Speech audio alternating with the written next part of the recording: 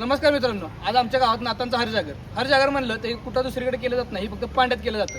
आणि जर हरजागर तुम्हाला सगळा बघायचा असेल तर आपल्या युट्यूबवर आहे या, तर ही पूर्ण व्हिडिओ बघायला अजिबात विसरू नका. कशी नातांचे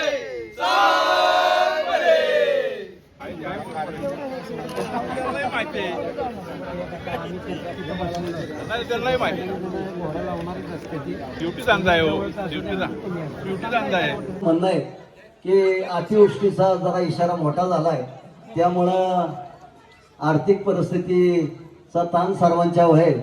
त्यामुळं सर्वांनी असं म्हणणं आहे की गेल्या वर्षीचाच दर यंदा फायनल करावा असं सर्वांचं म्हणणं आहे.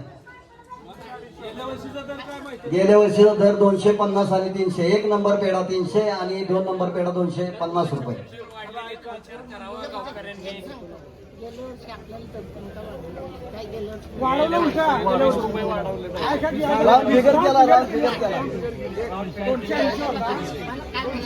त्यांचा विषय ऐका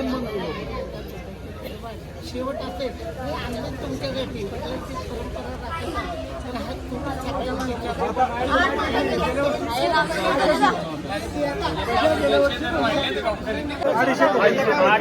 सर्व दुकानदारांनी ग्रामस्थांना जो मान दिला आणि जनताला जो तुम्ही सर्वांनी मान दिला आणि नाथसाहेब तुमच्या पाठीशी राहतील, तुमची भरभराट कायमस्वरूपी होणार.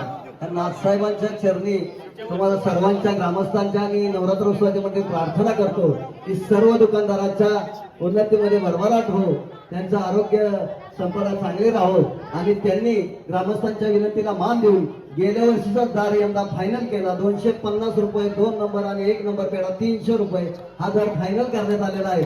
तरी पुनश्च मी सर्व दुकानदारांचे हार्दिक अभिनंदन आणि हार्दिक स्वागत करतो.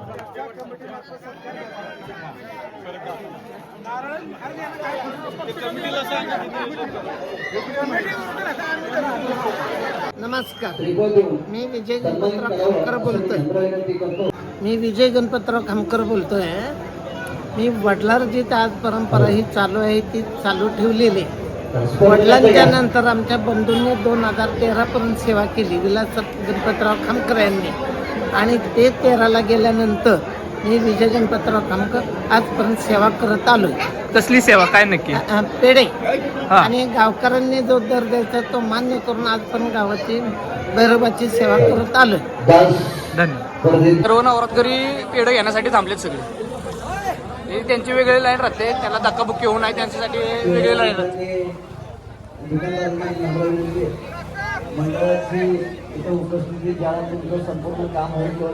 नामांकित पेढा म्हणजे खामकरांचा पेढा, ते आमच्या गावात येतात. ते आम्ही गावातले जे दर सांगू ते दर फुटतो तसंच खामकरवाले पेढे देतात. आता यंदाचा दर 300 रुपये फुटलेला आहे आणि 2 नंबरचा पेढा 250 रुपये फुटलेला आहे. त्या दराप्रमाणे पेढे वाटतात.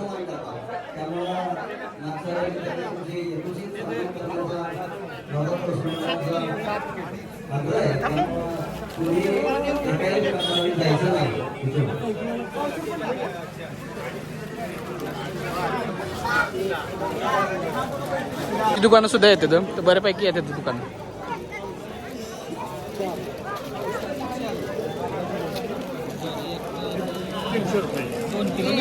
तुषार संपलोय पेढ. नवीन आयफोन मध्ये आमचं शूटिंग चाललंय. आम्ही पेढे आणले तिथं विकायला. विकी पवार यांची घरनच गेलं. स्वराज काय पोत्यात ह्याच्यात काय पिशवीत काय आताच मी पेंटिंग आले. 1 नंबर क्वांटिटी क्वालिटी 1 नंबर. न काटा करता पेटी देतात. डायरेक्ट अंदाजे यायचो का? डायरेक्ट अंदाजे. आणि पप्पांचं मोठं सहकार्य त्यांच्या पेंटी. तर आपले पांडेगावचे नवरात्र उत्सवचे कमिटीचे अध्यक्ष इथे, जसं की कमिटीचे इथं थोडक्यात म्हणायला गेलं तर कशा पद्धतीने उत्सव चालू आहे?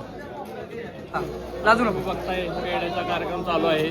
गेल्या वर्षीप्रमाणे जो दर होता तोच यंदा पण ठेवलेला आहे पेढ्याचा. आता इथून पेढ्याचा कार्यक्रम झाल्यानंतर आपल्याला 10 वाजता छबिन्याचा कार्यक्रम आहे. त्याच्यासाठी बावधनवरून छबिन्यासाठी ढोल येतात. ढोल झाल्यानंतर थोड्या वेळाने भोर तालुक्यातील नांदगाव येथील लेझिम पथक आहे, त्याचा कार्यक्रम आहे. नमस्कार, मी कोलकात्याहून खास पांड्याला आलेलो आहे आणि येण्याचं नियोजन फक्त हेच की इथलं हे महात्म्य आहे नवरात्राचं, की इथून उभं राहून म्हणजे नवरात्रीचे 9 दिवस हे सर्व मनोज जाधव पांडे आणि सुनील पवार पांडेगाववासीय यांनी सर्व मंदिरामध्ये नवरात्र जायचं. उभे राहून करतो काही तो. म्हणजे पूर्ण उपवास करतात आणि छान नवरात्रचं करतात. आणि ही परंपरा पांडेगावाची अशीच राहो. पूर्वपार म्हणजे ही परंपरा जशी बावधन गावाच्या शेजारी आहे तसंच ही परंपरा पण तशीच राहो. आणि छान वाटलं इथं येऊन सर्वांना भेटून वगैरे बरं वाटलं जरा छान. अशीच परंपरा अबाबत राहू, त्यामुळे महाराष्ट्राची परंपरा पुढे राहील. छान, धन्यवाद.